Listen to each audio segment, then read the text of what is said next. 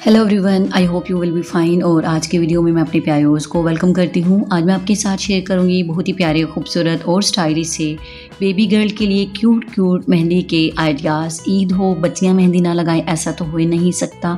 जैसे ही जो है वो कोई फंक्शन हो या पार्टी हो, बच्चियों को सबसे पहला होता है कि हम लोग अपने हाथों पर मेहंदी लगाएं। और अक्सर माएँ जो होती हैं वो काफ़ी परेशान हो जाती हैं कि वो किस टाइप के डिज़ाइन जो है वो क्रिएट करें। तो यहाँ पर आप लोगों की लिटिल एंजल्स के लिए बहुत ही प्यारे, खूबसूरत, क्यूट से आइडियाज़ मैंने आपके साथ शेयर किए हैं, जिन्हें आप इजीली खुद भी लगा सकती हैं। सिंपल हैं, एलिगेंट हैं, बेल स्टाइल में भी हैं, टिक्की स्टाइल में भी आपको मिल जाएंगे।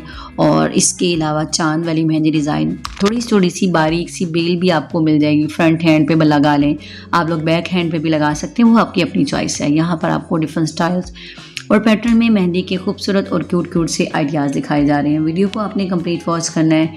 वीडियो पसंद आए थम्स अप कीजिएगा, फैमिली फ्रेंड में शेयर कीजिएगा। वीडियो को देखते रहिए, एंजॉय।